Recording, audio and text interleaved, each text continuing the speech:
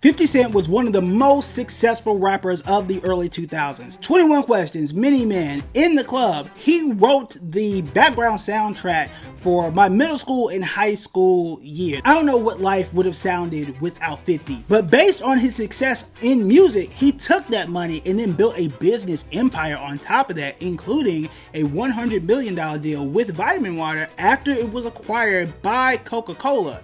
He was absolutely winning.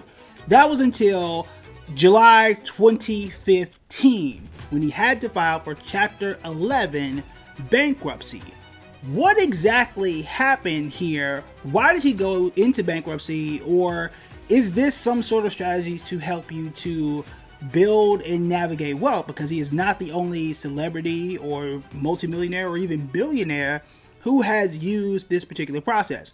Perhaps most famously is the President of the United States, who is a billionaire, among other things, and he has used the bankruptcy process multiple times. Walt Disney is also someone who went through bankruptcy, and his business empire is still here today. And I see post after post after post, like, yeah, sure, I'm gonna use bankruptcy. Everybody else is using it.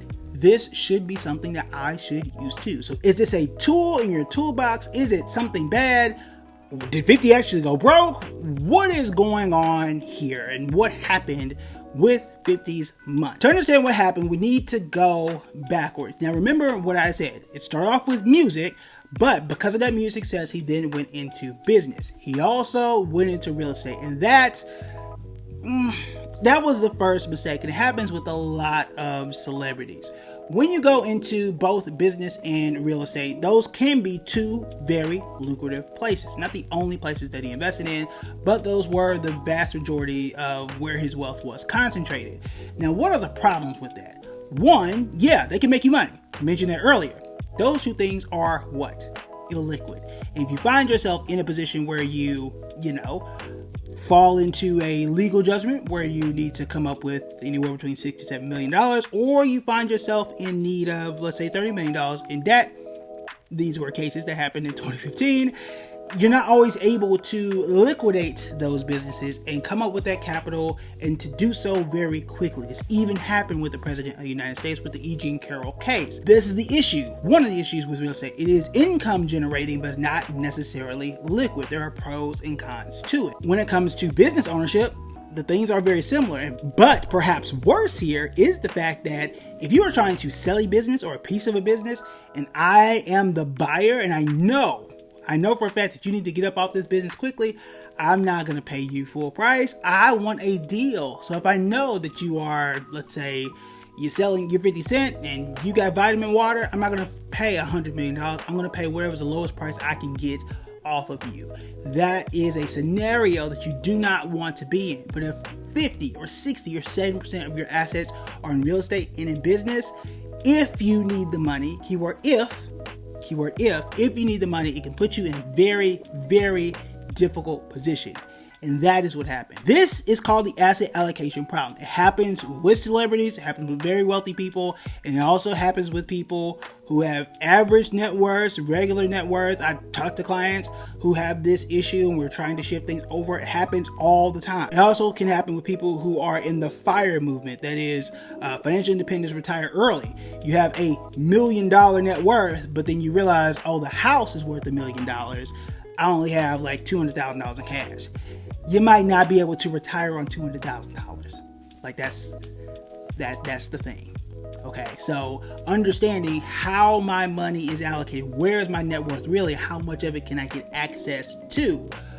The question though is, why did he need that much money, and why did he need it so quickly, and what can you do to avoid those things? Because he had this asset allocation problem, this is why he had to file for Chapter 11 bankruptcy.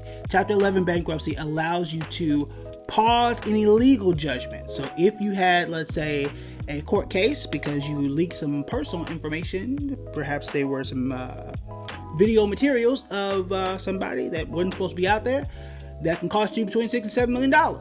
That is something that happened. I'm just going to throw that out there. You can Google it yourself. All right. That is something that happens. But because he was in Chapter 11 bankruptcy, that paused that process. So while he was going through it, he didn't have to pay it. He got a chance to let some other legal processes play out and figure out a way to pay those debts off, reorganize some things without, selling everything and completely going broke, because he actually had the money the entire time. So how do you avoid the asset allocation problem? Well, the first thing is understanding where your assets are. Is it mostly in real estate? Is it in the stock market? Some people like to use Excel. You are more than willing to do that, but understanding you want your assets in different buckets. Have some in real estate. If you own a business, it's okay to have those things. Have some in the stock market, have some in bonds, have some in cash. And depending on what your goals are, you can decide on what percentages make the most sense for you. What you don't want to have is 90% of it in one thing and nothing else.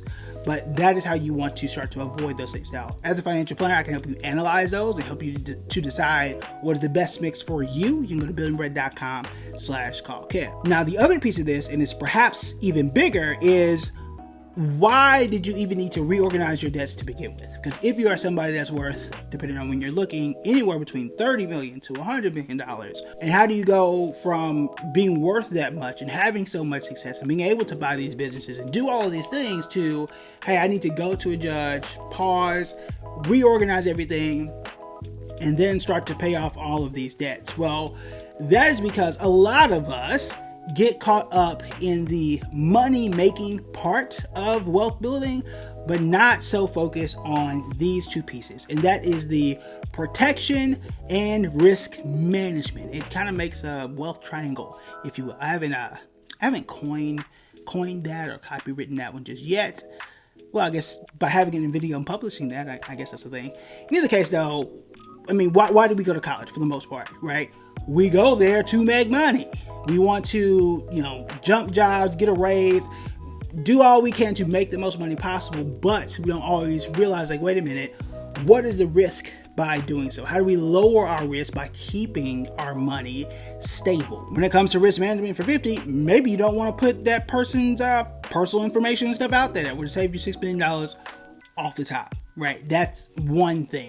Understanding when you're investing in certain businesses, and this has happened to Floyd Money Mayweather, it's also happened to Mike Tyson, understanding that trusting some people to run some businesses or to start some businesses in some areas, that might not be worth the squeeze, right? That might not be worth the risk, a risk worth taking. Those are the areas that, hey, might not be the thing that you want to do. Those are the things that you absolutely want to pay attention to. Now, when it comes to someone that, is watching this channel or someone who's not making millions of dollars, it's still something worth paying attention to, because we have all seen someone who has passed and then has to do a GoFundMe. That is a reality. That is a reality. That also does go back to risk management, because it is something that can be taken care of through your workplace policy. If you work a regular 9-to-5 and have decent benefits, you can usually get a policy through your job for $20. Literally $20. And you don't have to go through all the medical stuff. Like, that is one of the things a financial planner can help you do. Now, is that the most coverage that you are going to need in life? No. But it is something that can cover a good chunk of the funeral expenses. It's something, right? It is a start, and it can be very, very inexpensive. And that is a risk that you can cover. Warren Buffett's second-hand man, Charlie Munger, talks about the inversion process.